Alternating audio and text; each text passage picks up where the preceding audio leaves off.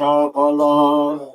বলছে তুমি ওখানে যাইও না, তুমি চলে যাও না, তুমি ঘরে বসে হরির নাম করো, তোমার সব সফল হবে। কাকে বলতেছে? পুত্রকে বল। তাহলে এই অধ্যায়ের মূল কথা হচ্ছে পরমাত্মা ভগবান শ্রীকৃষ্ণকে অর্জন করা। এটা মূল কথাই, মানে এই স্কন্ধের অধ্যায়ের এটা আর কি। বিষম বিপদ দেখি সুখ মহারিষি, পিতাকে উত্তর করে বৃক্ষরূপে মিশি। কার সাথে মিশি? কার সাথে মিশি? কি বলতেছি? হরি গুণ বুঝাবারে সুখ মোহামতি, প্রকাশিলা যাহা যাহা শুন সম্প্রতি।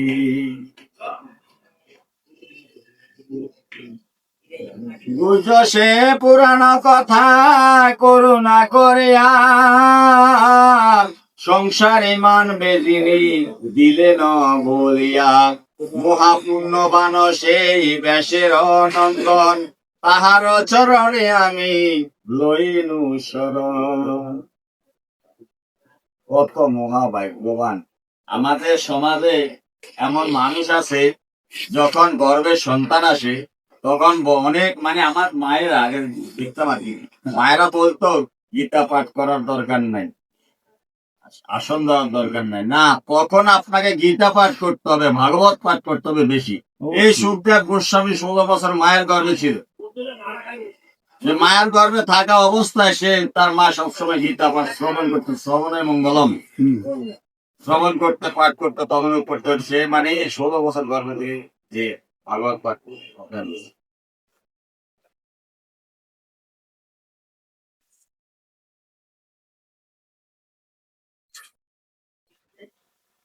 নরোত্তম হরিয়ার নর নারায়ণ, দেবী সরস্বতী তথা বেশত বোধন, সবার শ্রী চরণে হরি নমস্কার। শ্রী হরির কথা শুন বর্ষাতে তার, অতি মনোরম কথা হরি সংকীর্তন, শুনিলে যাত না যায় জুড়ায় জীবন। হরির নাম এত মধুর, হরি কথা, এই নামের মধ্যে কিসে জাদু আছে, একমাত্র অনাদিরাদি গোবিন্দ দিয়ে গেছে, যার প্রমাণ তার বাঁশির সুরে, হরির নামের বাঁশির সুরে বৃন্দাবনের সমস্ত নর নারী সবাই পাগল হয়ে গেছে। কোথায় রইল কাপড় চোপড়, কোথায় এলো মেলো হয়ে তারা চলে গেছে। রসস্থলে যখন যাবে তখন এগুলা পাইনি,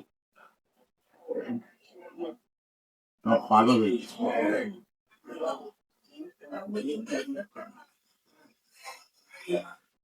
মুনিগণ করে আস দিব্য প্রশ্ন কথা, কহিতেছি হরিগুণ মম শক্তিরতা। সংসারে ইহার তুল্য প্রশ্ন নাই আর, এটি ভুবন মাঝে হরির নাম সার। মানে স্বর্গমর্ত পাতাল, আপনি যেখানে যাবেন হরির নামের মধ্যে যে মধু আছে, মানে এটার মধ্যে একটা আকর্ষণ, হরির নামের মধ্যে একটা আকর্ষণ, মুক্তির পথ আমাদের একমাত্র না।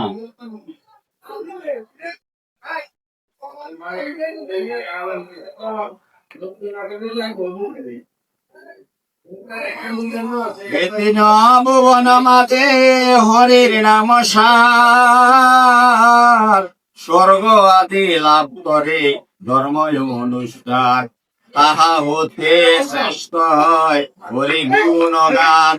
স্বার্থ শূন্য হরি ভক্তি শ্রেষ্ঠ সবার, স্বার্থ শূন্য হরি ভক্তি শ্রেষ্ঠ সবাকার।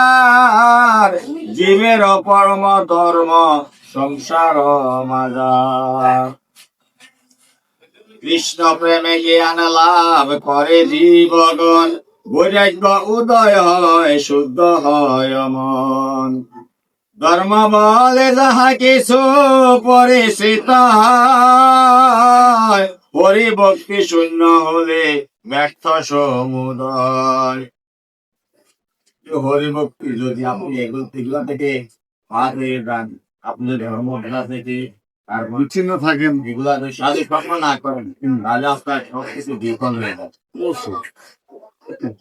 মনে করেন যে গোবিন্দকে আপনি প্রতিজ্ঞা করে আসছেন যে আপনি তার স্মরণে থাকবেন, কিন্তু আমরা কিন্তু সব ভুলে গেছি মায়ের জালে। কিন্তু আসলে কিন্তু আমাদের উনি শ্রী অনাগামী গোবিন্দ শ্রী আমি এখানে দিয়ে কিন্তু আমরা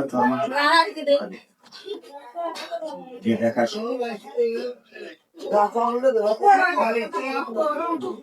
ধর্ম বলে যাহা কিছু পরিচিত হয়, হরিভক্তি শূন্য হলে ব্যর্থ সমুদয়।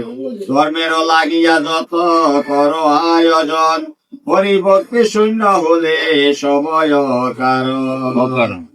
আপনি যত কিছু ভগবানের জন্য আয়োজন করবেন, যদি আপনার ভিতরে হরিভক্তি না পায় তাহলে সবই গেলে।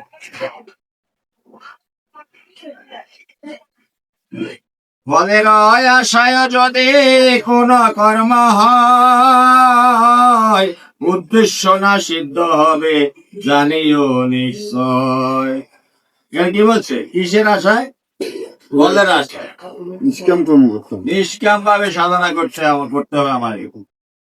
কর্ম হইলো আমাদের দুই প্রকার, সকাম কর্ম আর নিষ্কাম কর্ম। নিষ্কাম কর্ম হইলো কি?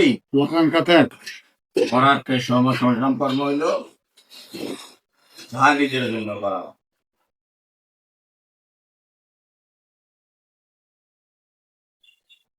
প্রভু তো জানে, আমি প্রভুকে তো বলতে হবে না যে প্রভু আমাকে এটা দাও সেটা দাও। আমার তো অন্তর্বেদনাও জানি, আমার মনের ইচ্ছাও জানি, সবাই চাবো কেমন, তাই না? যার কারণে নিষ্কাম কর্ম করতে হবে। উনি সব অন্তর্যামী। অন্তর্জামী, উনি তো আমার কাছে ব্যয়ের বিদ্যায় বিরাজমান। কিন্তু মূল কথা হলো কি, উনার উদ্দেশ্যে আমি সবকিছু তোমাকে দিয়ে পাঠাইছি। এটা কি অর্জন করে না। আমাকে কেন সৃষ্টি বলা হয়েছে? এই জন্য যে আমাদের 10 ইন্দ্রিয় 18 মোকামের দেহ পুরি সম্পূর্ণ ঠিক। তাইলে আমি তোমাকে সবকিছুর মধ্যে পাঠাইছি। তো আমাদের যে জ্ঞান, যে আমাদের কর্মেন্দ্রিয়, জ্ঞান ইন্দ্রিয়, আমার 10টা ইন্দ্রিয় আছে, ঠিক আছে না? তারপরে একটা মন আছে, একটা জ্ঞান আছে। সবচেয়ে জ্ঞান হলো আপনার মানে ইয়ে আর কি, জ্ঞানটা হলো প্রাধান্য দিবে। জ্ঞানে আপনার সবকিছু সামনের দিকে অগ্রসর করবো।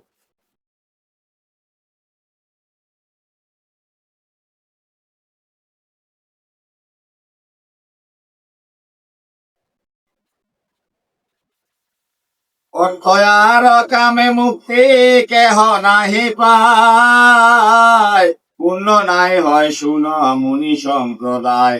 এই যে ইন্দ্রিয় সুখ বিষয়ের ফল, যতদিন রয় জীব পায় সে সকল। মুখ বাসনার তরে ধর্মের সাধন, জীবনের এ উদ্দেশ্য নয় কদাচন। যতদিন এ সংসারে বাঁচিবে মানব, ততদিন বিষয়ের ভোগ করে সব থাকবে। ভোগ বাসনা থাকবে, এগুলোর মাঝে আমাদেরকে